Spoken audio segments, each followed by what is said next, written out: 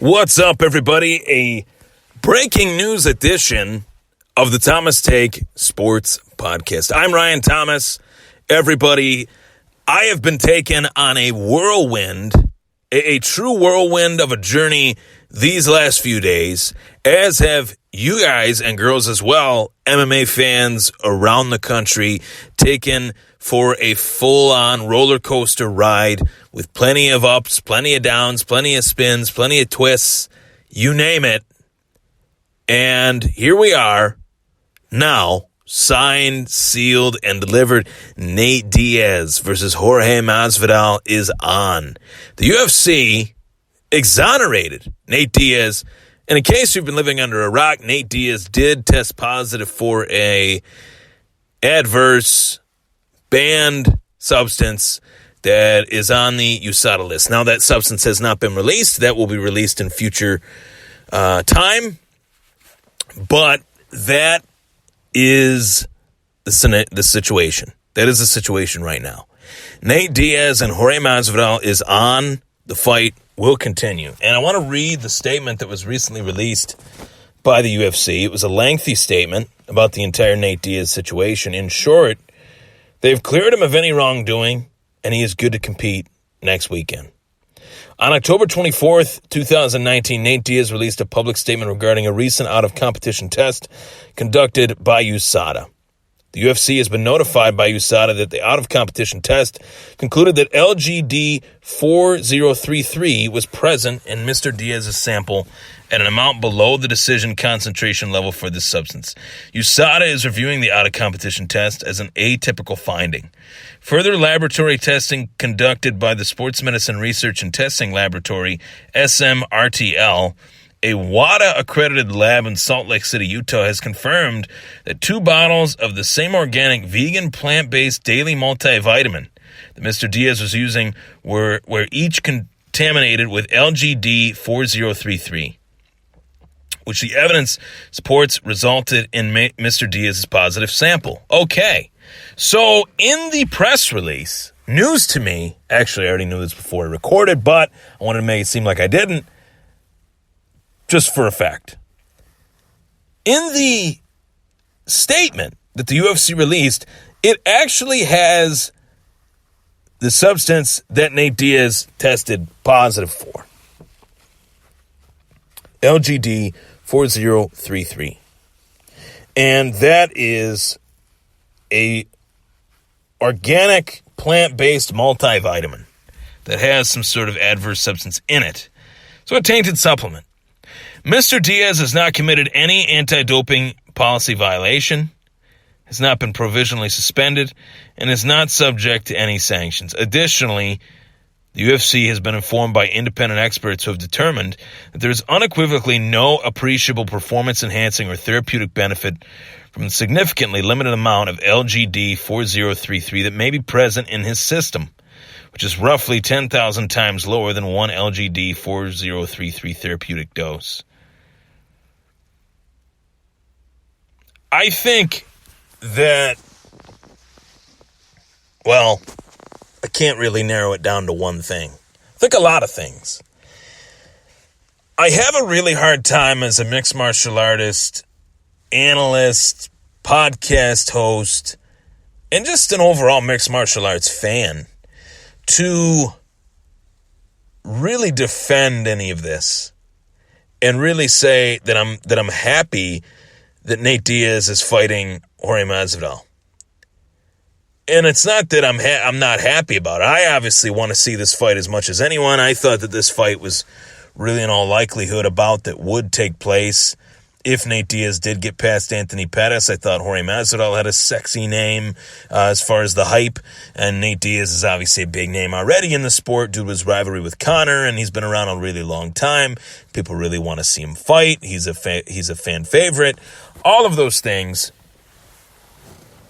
But my question is, for MMA writers, MMA fans, podcasters out there, why is USADA involved in the Ultimate Fighting Championship if any time there is some sort of whether it's a tainted supplement, whether it's a steroid or flat out cheating, why is there different instances where one guy gets punished one amount of time and another guy gets punished another amount of time? Now, I'm not saying that Nate Diaz should have been punished. Nate Diaz has notoriously, pun intended, been a clean fighter. He is a vegan. He does not eat meat. The guy puts just pure nutrition into his body. He is a very finely tuned athletic machine. This guy rides biking marathons. This guy runs marathons. He has been always a clean fighter. If you're looking at a list of the fighters that have been tested just about as much as anybody in the USADA program, Nate Diaz is probably on that list as much as anybody. Maybe outside of John Jones, for obvious reasons, because John Jones couldn't pass a drug test. We don't have that situation with Nate Diaz. Nate Diaz has always been known as a clean fighter, somebody that would not stoop to that level, somebody that would not cheat, bend the rules, break the system, break the code, whatever you want to call it. So when this story initially came out, I thought, this is not right. Something's going on. Something's wrong. And with USADA being a part of the UFC, because the UFC want to make the sport as clean as possible, you can thank a lot of fighters for that, fighters that bent the rules, manipulated the system, guys like Chael Sonnen, guys like Anderson Silva. You can also thank the opposite end of the spectrum, fighters that didn't do those things, didn't break the rules, didn't be in that realm of the fight game, and that's George St. Pierre. George St. Pierre said, hey, I'm fighting Johnny Hendricks. I know something's up with Johnny Hendricks. He's never won fights like this before. Something's not right. I want him tested. I'll test, he'll test, and we'll both test clean, and we'll fight. And a little bit after that, Johnny Hendricks' career went down the tubes, and he looked like a completely different fighter. So I'm not insinuating anything there, but you fill in the blanks. With Nate Diaz, I never doubted that Nate Diaz, or never thought that Nate Diaz was taking steroids. That's not something that Nate Diaz would do. It's just not the type of guy that he is. It's just not. It's not Nate Diaz. Something had to have gone wrong, and if that's something that went wrong was the fact that there was a tainted multivitamin, I think that USADA is going a little bit too far with the UFC, with fighters that don't belong or whatnot. I think we're at a point where USADA themselves are overzealously looking at these fighters far too much.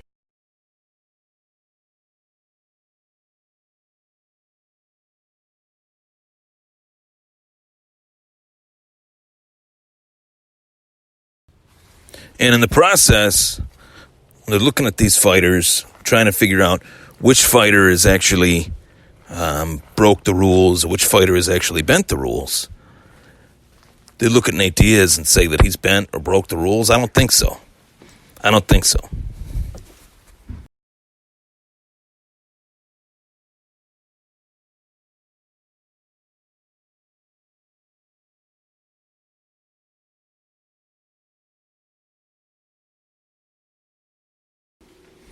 I hold out the belief that Nate Diaz is a fighter that has always been clean. He has always been a fighter that has portrayed himself as this hard knocks guy that came from nothing, a guy that rose to the top of the sport, has yet to become a champion, but would not stoop to that level. He just wouldn't do it. And you got to look at it this way. We're a week outside of that fight. Fight fans want to see that fight. Fight fans have been dying to see that fight. And the UFC literally manufactured a title for that fight. They've never done this before. A BMF title. Baddest mother bleeper title. They've never done that. And they probably never will again. They went above and beyond to promote this fight as a fight that will entertain the masses, a fight that will deliver, a fight that will be toe-to-toe between two fighters that have been in the fight game for a long time, and Jorge Masvidal and Nate Diaz. These fighters have been around 15 years in the sport of mixed martial arts, and Jorge Masvidal's case over 20. These guys have been around a long time, and fight fans, hardcore fight fans like myself, hardcore MMA fans like myself, want to see this fight. So the UFC had to do whatever it took to make sure that this fight happened. And I ask myself this a lot as, I prepare for these shows and everything like that. Do I care whether Nate Diaz tested positive for even HGH? No, I do not. I want to see this fight that bad. I don't even care. If Jorge Masvidal doesn't care, why should I care? If Jorge Masvidal doesn't care if Nate Diaz is, breaking the rules, why should I? The answer is that I shouldn't care. And for the fact that Jorge Masvidal said, hey, I realize, something's going on here. I know you're not a cheater, Nate. No, you wouldn't do that. I'll fight you anyway. Everyone knew that Nate Diaz did not cheat. This was a tainted multivitamin. And the fact that even pops up as a red flag on a USADA test, I think the drug testing in the UFC is far too good. And when things like these happen, it actually damages the reputation of USADA itself rather than the reputation of the fighter. At one point, we had no drug testing in this sport. I think people really need to realize that. There was zero drug testing in the sport of mixed martial arts. Now you have a U.S. anti-doping agency, a governing body overseeing all 700 UFC fighters, testing them on the regular, unannounced, to find out whether or not these fighters are taking things that are on their long list of banned substances, on the long list of, which is a wide-ranging list. I mean, you could take Ambien, and that's considered a performance enhancer. You could take Advil, and that's considered a performance enhancer. You would have to read a Gatorade bottle and then check the USADA list to check and see if there's anything wrong with Gatorade in USADA at this point. I mean, it is so minuscule, the amount of things that you can get away with as a fighter that are not things that fighters are really benefiting from in their performance come fight night. And I said this on Facebook. I said this on Twitter. I'll say it, on Instagram as well. I've said it on Instagram that this situation really reminds me of the John Jones situation where he was about to fight Alexander Gustafsson. They rescheduled the fight. The fight was moved to, they didn't reschedule. The fight was moved to California because the Nevada State Athletic Commission would not sanction the fight. This fight is in New York. The most uninformed commission in the entire country.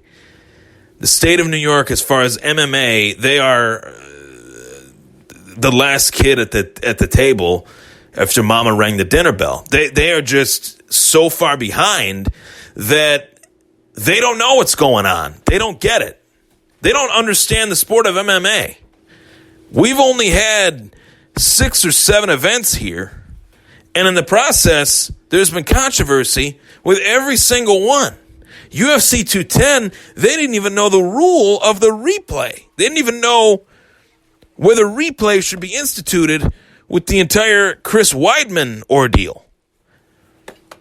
Gegard Mousasi throws a knee. They didn't think Chris Weidman was down. They didn't use the replay. They didn't even know what to utilize. And now they're going to let this fight continue because they know that this fight brings in big money for New York City. And they know that Nate Diaz didn't cheat. All in all, this is a huge mess. All in all, this was laughable that this fight has played itself like it has. This should have never even been reported because it does, albeit still damage the reputation of Nate Diaz, even though Nate Diaz didn't even test positive for anything. He took a multivitamin, and the vitamin was tainted. And now he's being labeled as somebody that, I'm calling bullshit. I'm calling this. I'm calling that.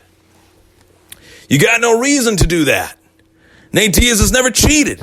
Nate Diaz has never shown a willingness to cheat. So why would this even be reported? by USADA, by the UFC. It's a bad look all the way around, and it's another skid mark on the USADA-UFC relationship. Back in the days of the Wild Wild West of the Ultimate Fighting Championship, when fighters fought and the fights happened, everybody was okay. Do I want these guys to take steroids? No, I don't. Ideally, I wouldn't. Would I prefer them not to? Yes, I would. But at the same time, does it really matter to me if they do or if they don't? No, it does not. It doesn't matter. That's their choice. I'm a fight fan. I am a podcast host. I want to have something to talk about, something to write about, and something to watch. That's all I care about. I want to see this fight. This fight was guaranteed to me. This fight was promised to me. So you really want to break it down. Break it down the right way. Break it down the way it's supposed to be broken down. Should this have been reported? No, it should not. Should they have looked past this and should this have been swept under the rug? 100%. Nate Diaz is not a cheater. I've said it 7 times in this podcast, maybe even more than that. Nate Diaz is not a cheater. He's never cheated. He's never bent the rules. And he wants this fight to happen as much as anybody. I guarantee you that. I guarantee you he might want this fight more than Jorge Masvidal. I guarantee you Nate Diaz might want this fight more than Dana White. Because if he wins this fight and wins the BMF make-believe title, he's right in line for a title shot at 170, which is a much better weight class for him than that of 155.